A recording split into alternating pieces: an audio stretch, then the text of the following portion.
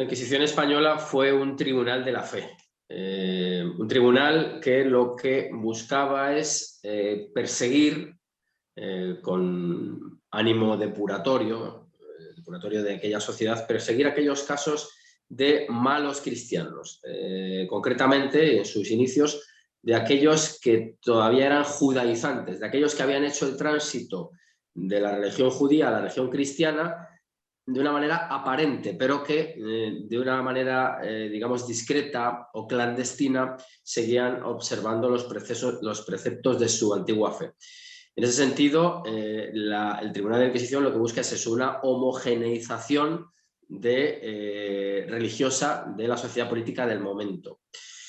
Hubo, porque la Inquisición española empieza a rodar a partir de 1478, que es cuando se otorga la bula por parte del Papa, y aunque empiece a funcionar unos años más tarde, hubo unas inquisiciones previas que lo que buscaban era la persecución de determinadas herejías, concretamente localizadas en el sur de Francia. Estoy pensando en los albigenses, en los cátaros y todo ese tipo de movimientos. Pero en el caso que nos ocupa, el de la Inquisición, el objeto de persecución era, ya digo, el judaizante, el cristiano insincero.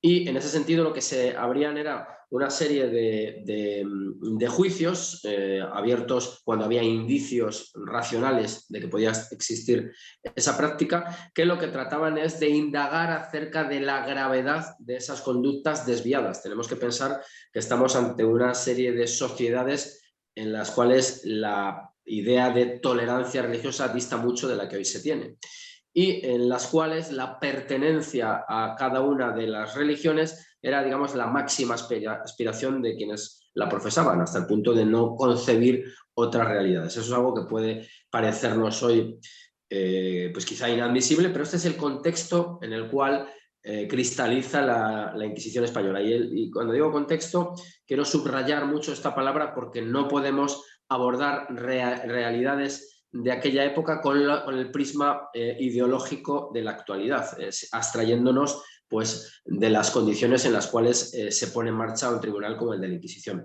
La Inquisición gozó de prestigio, fue saludada por Europa debido a que España había finalizado la Reconquista, y en su seno, en el seno de estas sociedades hispanas, dos reinos españoles, existían pues un gran número de conversos. Por lo tanto, pues no es un tribunal absolutamente excepcional ni anómalo.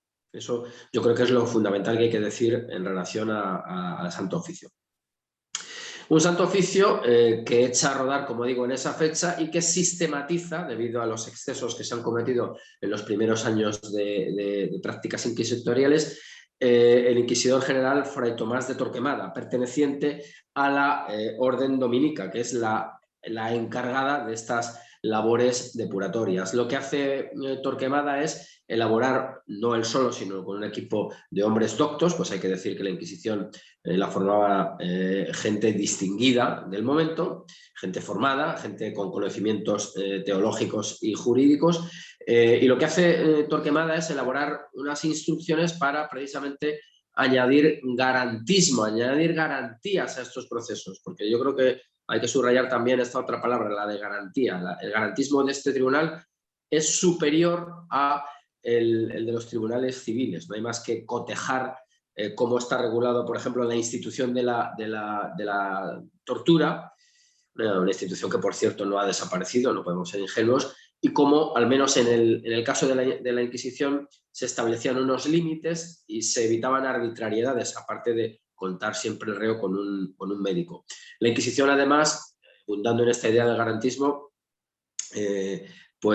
dotaba de un abogado defensor al acusado y además hacía público el proceso y lo hacía además con ceremonias como los autos de fe de gran público, con gran aceptación popular, es decir, que no es un tribunal que asustara a la amplia mayoría de la población, sino evidentemente a aquellos que se veían amenazados por los objetivos de la misma. Esto sería más o menos lo que podríamos entender o cómo podríamos describir así morosamente el Santo Oficio.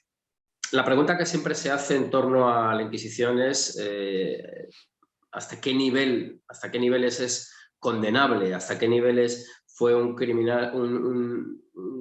tribunal que instauró un régimen de terror y de sangre.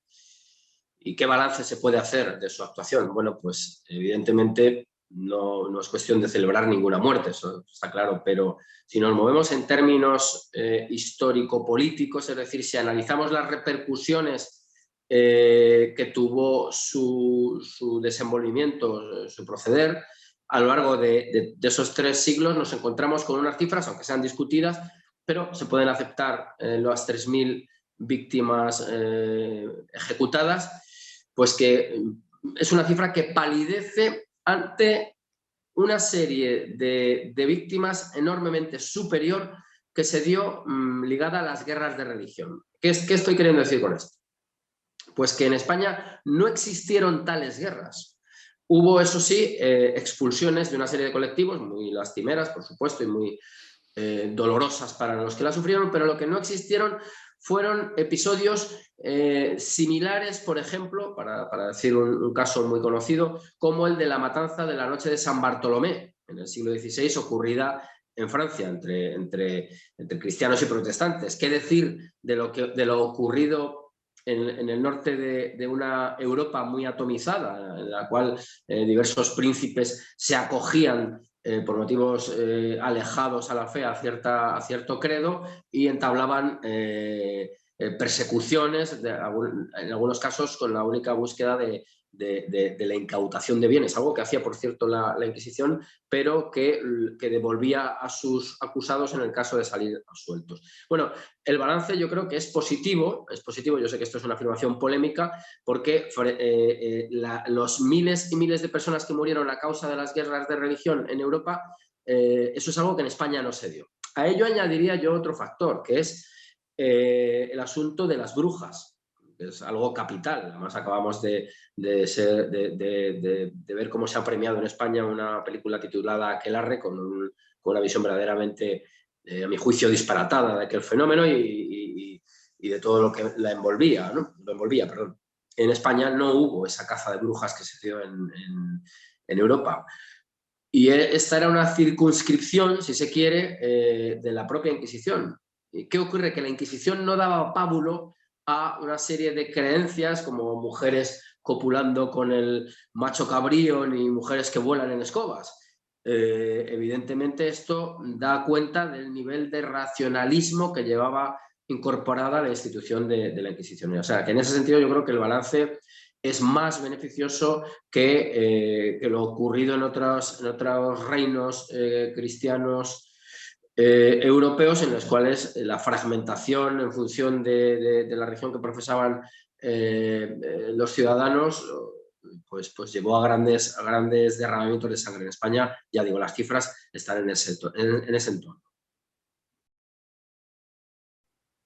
En el caso de Hispanoamérica, efectivamente, hubo una implantación de tribunales, pero su acción fue muy reducida y ello responde a una causa muy evidente y que tiene mucho que ver con los fundamentos del imperio generador español. Los indios, no habían conocido la palabra de Dios y lo que se despliega en América es una gran campaña evangelizadora, que tuvo también pues, unos frutos muy apetecibles, como fue la confección de gramáticas que han permitido la conservación de muchas lenguas prehispánicas, pero ya digo, allí la Inquisición apenas tuvo incidencia. La gran quiebra de la Inquisición se produce a rebufo de los vientos ilustrados, por decirlo así metafóricamente.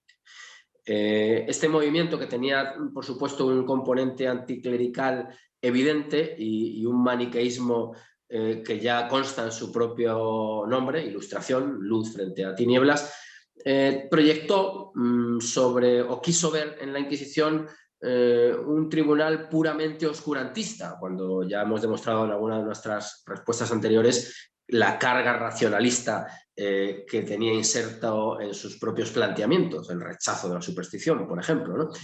Bien, pues en un contexto además de pugnas geopolíticas, a España se le intentó identificar con ese tribunal que ya digo sería absolutamente oscuro. Un ejemplo de esta identificación pues es el famoso relato de Edgar Allan Poe, El Pozo y el péndulo. Bueno, y digamos que el problema en este caso de esta identificación es cómo los hispanos, los españoles, el mundo hispánico ha asumido este componente negro legendario pensando pues que España era una especie de gran quemadero y sala de torturas. Yo creo que eso es algo que en los ambientes académicos ya no se sostiene, pero que en los ambientes populares pues todavía tiene cierto recorrido y esperemos que con el paso del tiempo pues vaya cambiando esta visión distorsionada del tribunal. Y por cierto, aprovecho también esta intervención pues para pedir la retirada de algunos elementos de tortura espurios que vemos todavía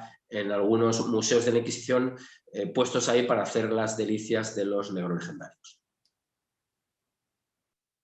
Iván, lo que te quería preguntar es lo siguiente, si podías explicarnos cómo actuaba la Inquisición en relación con temas que a día de hoy están muy candentes por las cuestiones de la ideología feminista. Me refiero a cómo actuaba la Inquisición con respecto a la alcahuetería, a los hechizos de amor y a cuestiones relacionadas, por ejemplo, con los curas solicitantes. La Inquisición, en efecto, persiguió la alcahuetería y persiguió lo que en algunos casos se entiende como una suerte de brujería, pero que no deja de ser algo así como, o en definitiva, lo que representaba la propia Celestina, es decir, como modelo identificable y literario, ¿verdad? En aquella sociedad, con cierta cerrazón para... entre hombres y mujeres, había quienes, las famosas celestinas y las alcahuetas, se dedicaban a hacer amaños amorosos que muchas veces acababan en abusos sexuales. Bueno, pues todo esto lo persiguió también la Inquisición. Del mismo modo que persiguió la vana adivinación, otra prueba más de su racionalismo, no admitiendo que nadie, pues por tener los pozos del café o lo que fuera adelante, puede adivinar el futuro, evidentemente. Eso también lo persiguió la Inquisición, como persiguió pues esos filtros de amor y esos sortilegios que aparentemente podrían hacer que la moza en cuestión fuera atendida por el mozo por el que bebía los vientos. Bueno, pues todo eso, ya digo, lo persigue la Inquisición y es indudablemente una medida de protección de las mujeres, aunque pueda parecer sorprendente para algunos de nuestros coetáneos. En cuanto a los solicitantes, bueno, pues la solicitación era bueno, una serie de favores sexuales de muy rica casuística que pedían, que solicitaban los clérigos aprovechando la confesión. De hecho, por eso en algunas salas o en algunas viviendas a las que iban, y por eso de hecho aparecen los confesionarios actuales, que son como una especie de casetita, ¿verdad? Bueno, pues en esos ambientes domésticos o eclesiásticos, en la soledad entre quien administra el pasto espiritual y la beata o la mujer sencilla que acude a él para pedir estas atenciones espirituales, bueno, pues el clérigo trataba de administrar algo más que espíritu.